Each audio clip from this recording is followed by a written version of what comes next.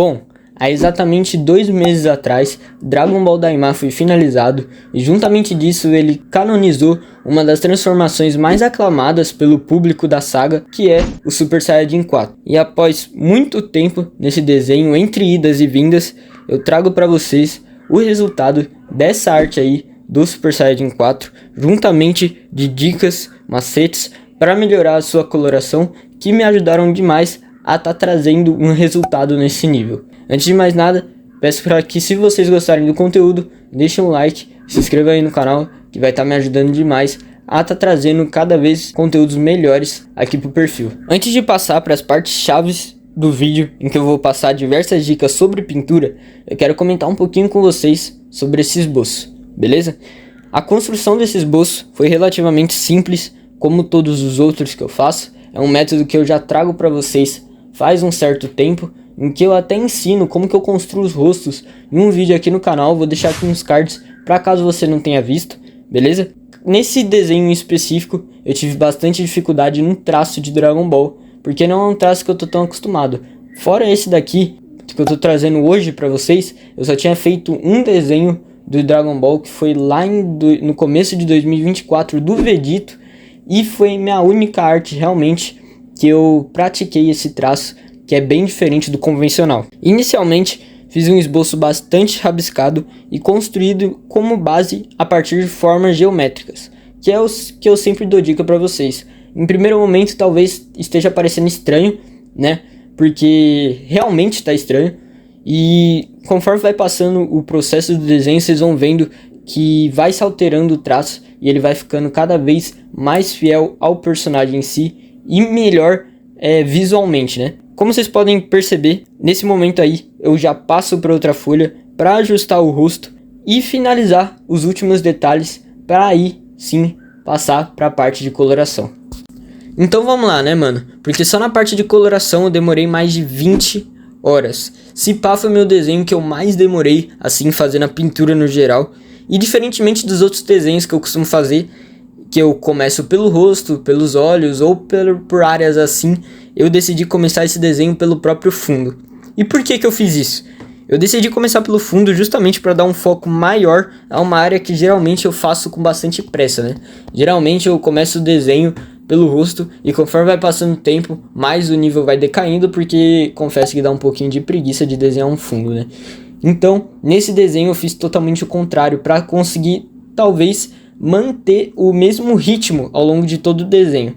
Então já começo pelo fundo, fazendo a demarcação dos raios, né? E juntamente disso a sua iluminação. Eu utilizei para isso 2 tons de roxo, né, que eu encontrei na caixa da Supersoft.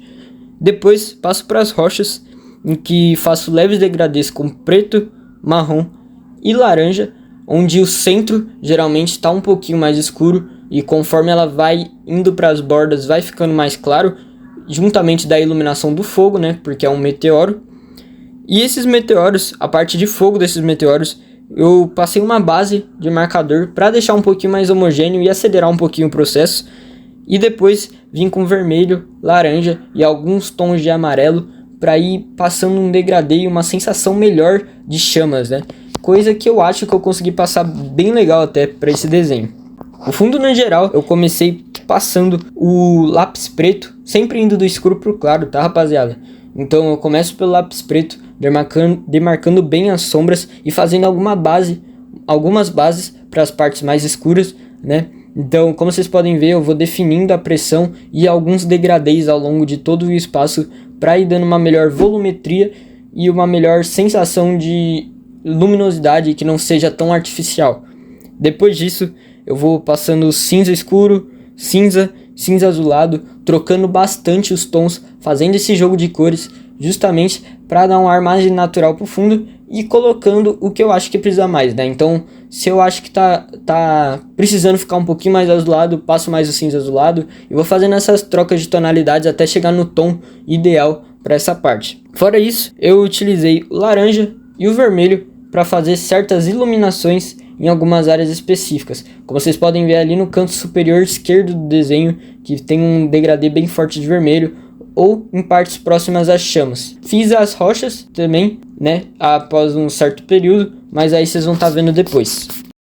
Depois de finalizar esse fundo aí, eu fui para a parte mais fácil, assim, do desenho, entre aspas, que demorou bastante, mas só o fundo já demorou basicamente a metade do processo de pintura, né? Demorou bastante realmente. Mas aí eu já tinha um controle melhor do que eu tava fazendo por já ter feito muitos desenhos nesse estilo. Fundos com essa qualidade eu acho que eu nunca tinha feito na minha vida, até porque, como eu disse, não é uma parte que eu tinha muita paciência para estar fazendo. Uma dica que eu tenho para vocês sobre pintura é sempre utilizar tons bastante complementares e ir fazendo transições bem suaves entre os tons para poder estar trazendo um ar mais realista e transições realmente mais agradáveis ao ver das pessoas que estarem vendo seu desenho. Como vocês podem perceber também, eu utilizei bastante tons quentes, então eu utilizei bastante o laranja, o vermelho, o amarelo. Aí eu já optei por estar fazendo os da Ecolapse, pois são tons mais saturados, e era isso que eu estava buscando nessas determinadas áreas. Eu peguei para estar fazendo esse desenho uma referência com o traço de Dragon Ball GT, não necessariamente do Dragon Ball GT em si, mas com traços próximos e com as colorações do próprio anime. Então, o que eu fiz para isso? Eu arredondei em alguns setores as áreas, né, como do cabelo, da musculatura, para estar trazendo um ar um pouquinho mais cartoonizado, assim como é no Dragon Ball Daima, e alterei a cor do cabelo. Fora isso, não mexi em nada, mantive a pulseira, não sei se é uma pulseira, né? Não troquei a cor da faixa que ele tem na cintura, e a partir disso eu só fui montando, deixando tons bastante saturados mesmo e trabalhando bastante com degradê e mantendo a mesma paleta de cores praticamente ao longo de todo o desenho. O rabo do Goku eu acabei passando uma camada inicial de marcador, como é possível ver. Isso foi algo que eu não curti tanto, eu tava fazendo um pouquinho na pressa nessa parte e eu acabei cometendo esse erro, porque ele acabou ficando bastante diferente da coloração do Goku no geral, que eu tava fazendo só com lápis de cor. Ficou legal, ficou bastante legal, mas eu não sei se entrou em consenso totalmente com o resto do desenho.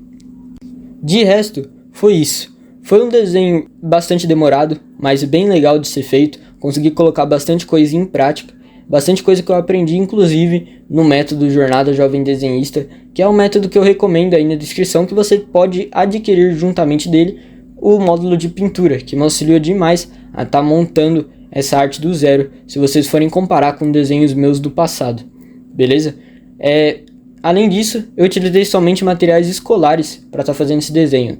Eu utilizei os Faber-Castell Ecolapse e o Super Soft, que são os lápis que eu recomendo, né? Para quem está iniciando, ou até mesmo para quem gosta de utilizar material escolar, não quer adquirir um lápis mais caro, assim como eu. E caso vocês se interessem pelo produto, que são os lápis que eu certamente recomendo, eu vou deixar o link dele na Amazon aí na descrição para vocês que se interessam por esse tipo de material, fechou? Basicamente foi isso, eu espero que vocês tenham gostado. Deixa aí nos comentários o que vocês querem aprender nos próximos vídeos e ideias de personagem também para eu estar trazendo, beleza? Eu vou ler todos e garanto responder todos também. Então, é isso, tamo junto, falou, fui! Para sempre.